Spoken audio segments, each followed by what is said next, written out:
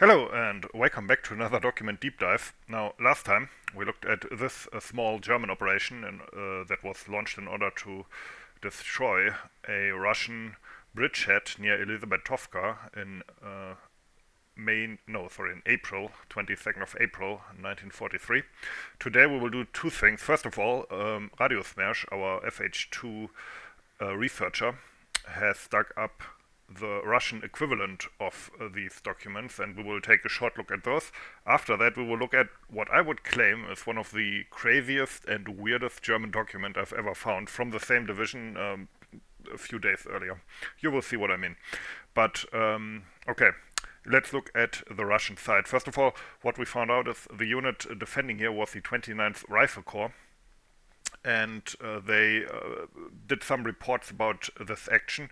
I will read the low-level ones, and after that, also some other stuff there. But we will look at a regimental report about this from the Russian side. Now, as far as I understand it, this is a report that was submitted to the 29th Rifle Corps by the HQ of the 346th Rifle Division, which was part of that corps. So Russian Rifle Corps often had like two divisions that basically made them up, the divisions being a lot smaller than, for example, a German or American division, but the corps was kind of the equivalent of a division. So you can see 346, and it's towards the 29th Rifle Corps HQ.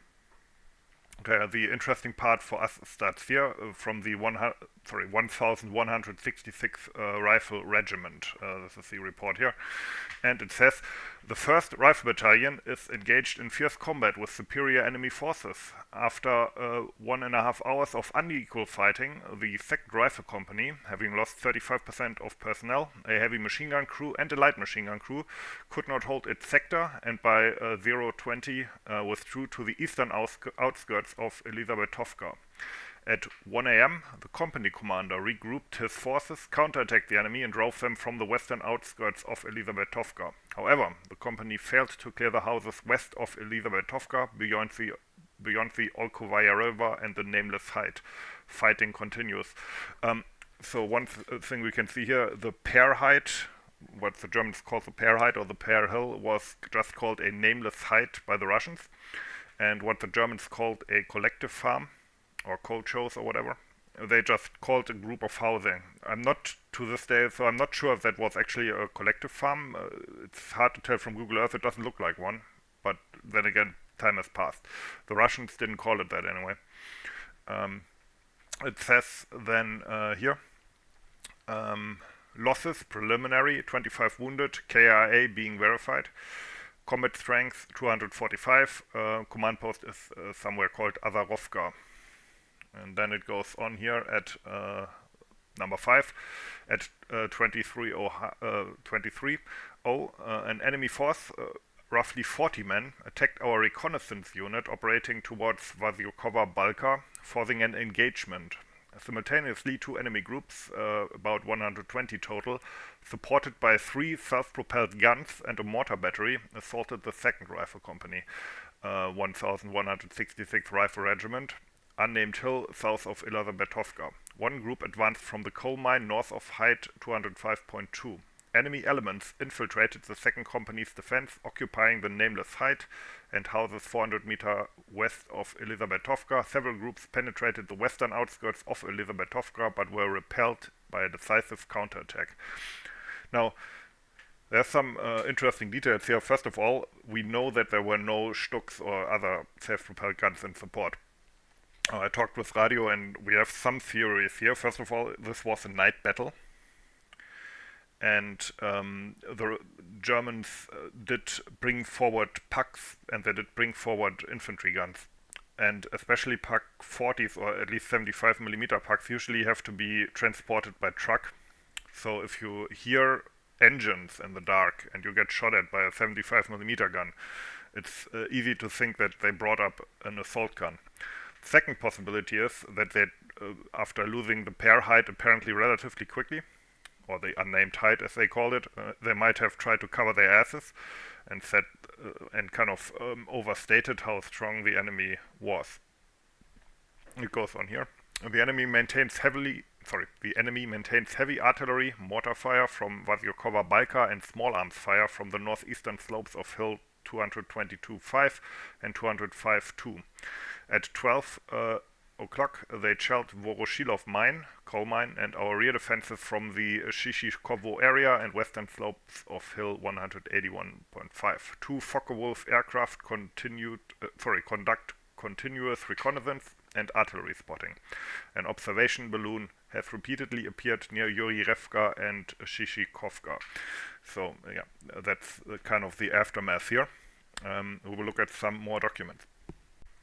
Now, this is a combat report that got filed at the next day, so on the 23rd, a bit later, and it goes into a bit more detail starting here.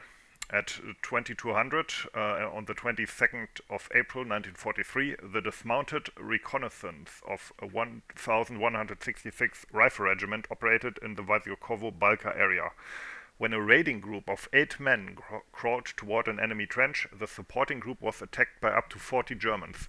A fierce firefight erupted between our scouts and the enemy. The enemy was reinforced with up to 80 men. Simultaneously, another company-sized group advanced from the coal mine north of Hill 205.2 towards the nameless height, south of Elizabetovka and the houses 400 meters west of Elizabetovka. The enemy deployed 3 self-propelled guns, firing directly at the 2nd Rifle Company. A mortar battery shelled the nameless site and Elizabetovka from Vasykovo Balka. After 2 hours of fighting, the 2nd Rifle Company lost 45% of its personnel, a heavy machine gun crew and a light machine gun crew. By 0100, the enemy pushed it to the eastern outskirts of Elizabetovka. At 0130, the company commander regrouped his forces, counterattacked, and drove the enemy from the western outskirts of Elizabetovka. However, due to depleted numbers, the company could not clear the houses west of Elizabetovka beyond the Olkovaya River or the nameless height. Fighting continues, and the rest is the same again, and it says again here, interesting, a bit down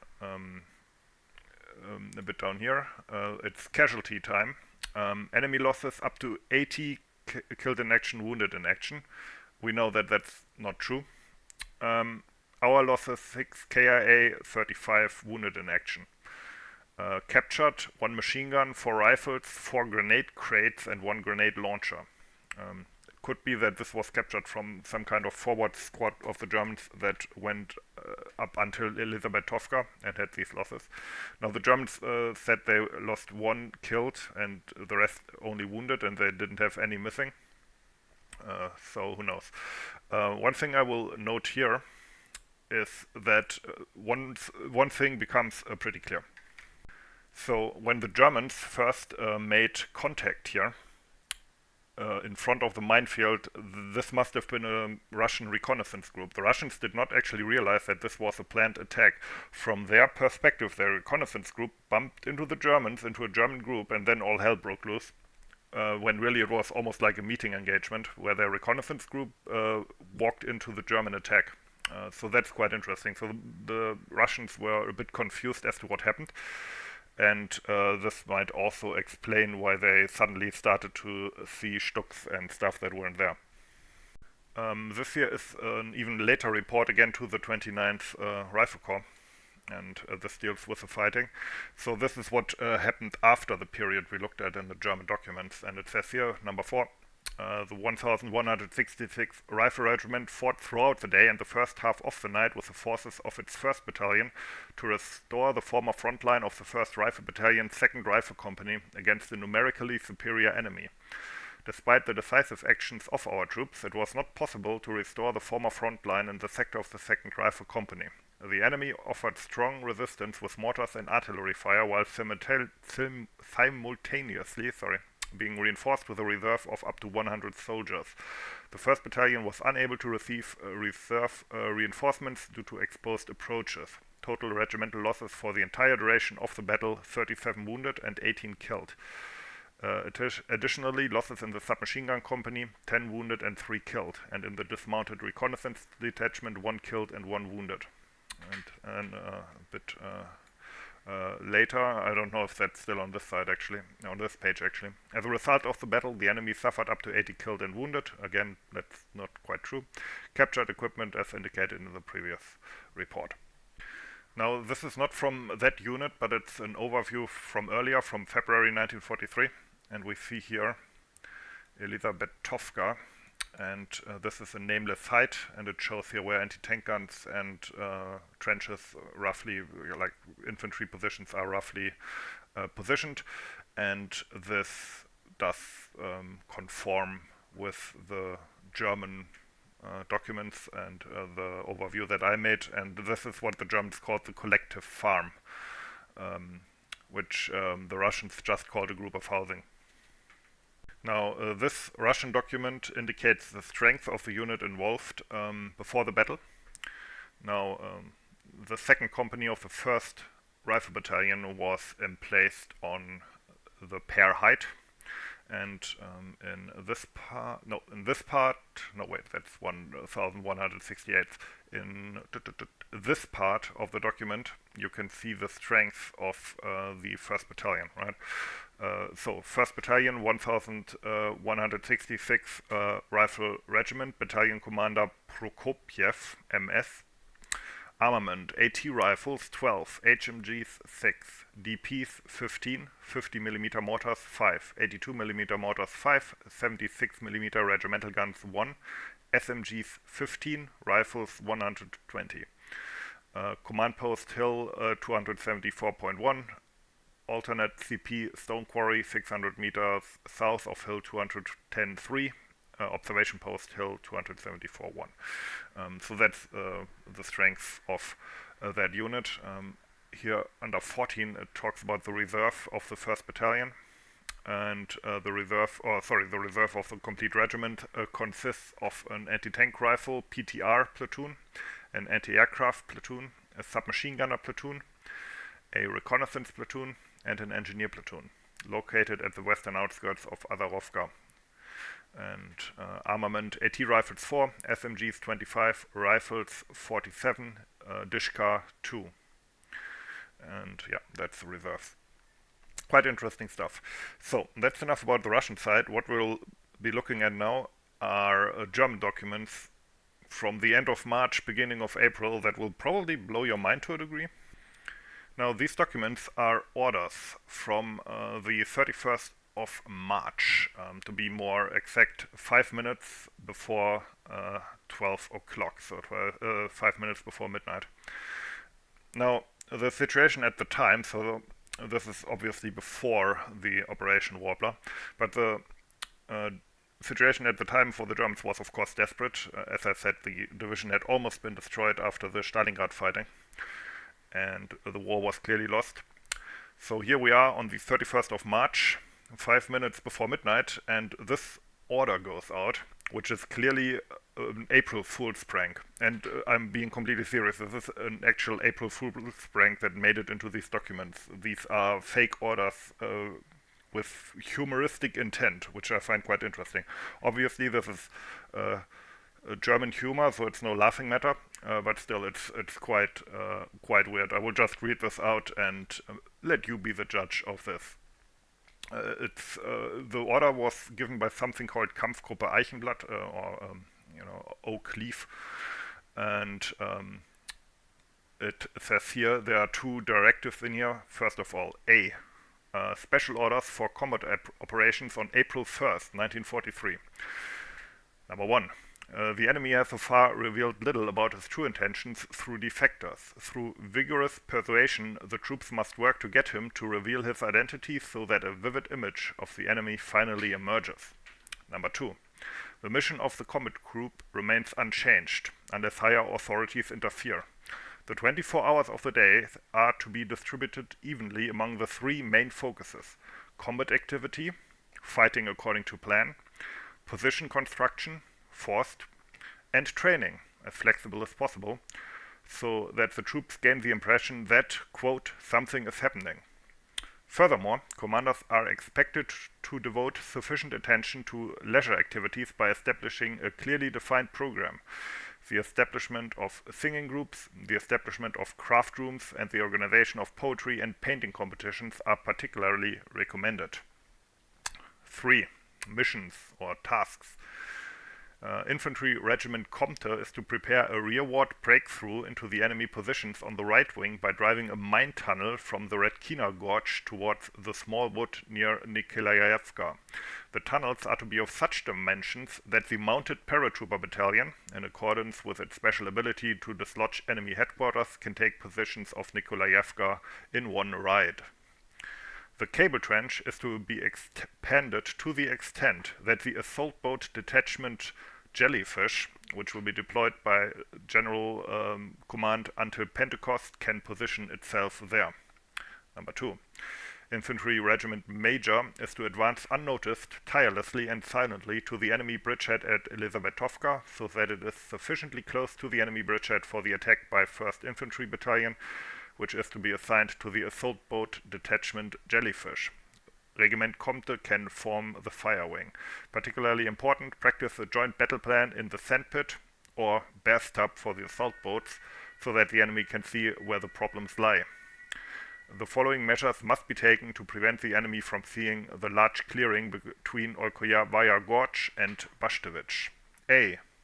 Plant cheerful groves to enliven the landscape at elevation 287.4. The motto is, "Who have you, beautiful forest." B. Bashtevich is so exposed that the enemy can spit into our cooking pots. The place must therefore be buried as quickly as possible. Number 3. The artillery regiment must prepare to fire a volley salute for the outgoing commander in wing fire and practices accordingly. The release is considered a fire control exercise and should be supported as much as possible by the participation of heavy infantry weapons. 4th battery is to be made mobile as quickly as possible by Penji horses. 4th Mining Battalion is to create and mark mine lanes in the existing minefields to ensure that defectors reach us safely. In the future, barbed wire coils are to be used only to wire in troublesome superior officers. The entire front is to be made tank-proof by blasting off steep slopes. The work to demolish the St. Paul oil refinery is to be completed as quickly as possible in consultation with Fortress Engineer Section Group 3rd Battalion 12 something. I think that's fake. Number 5. The von der Brücken Patrol Unit is to focus its training on the interaction between cavalry and tanks during the mud period and is preparing a corresponding training demonstration.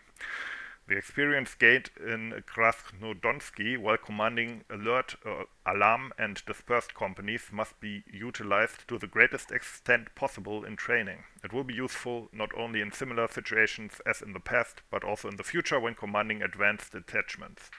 This seems quite cynical. Number 6. A signal detachment Heine. After the arrival of the listening troops, wire contacts with the enemy must now finally be established and maintained. The efficiency of the communications network must be increased so that communications can take place simultaneously from the front to the rear and vice versa, as well as from and to both sides. The exchange of messages with the homeland via radio must be ensured. That's it. That normally wouldn't be in the document. And then lastly, unusual orders for supply on April 1st, 1943. The division is tackling the cultivation of the combat area in a 4-year plan. Motto: let a new homeland arise from the barren steppe to cheer up heart and mind. The ruined village must be brought back to life. A model frontline collective farm will be built here. For this purpose, the local comedians are to select particularly racially valuable local women and transfer them there as soon as possible. That's a cancel, I guess. I request the commanders to report their position and intended implementation in accordance with points A and B, including counter-proposals and motions if necessary by 6 p.m. on April 1st, 1943. Particularly important, detailed sketches. The implementation of all measures will be monitored by special day and night reconnaissance units from the combat group. Day and night spies is what it actually says. This order is to be destroyed after the intellectual digestion process has been completed. And It says here it's sent to everybody who needs to know. And these are the people responsible for this comedic masterpiece, including Henschel, who we also had appear in the AAR in the first video.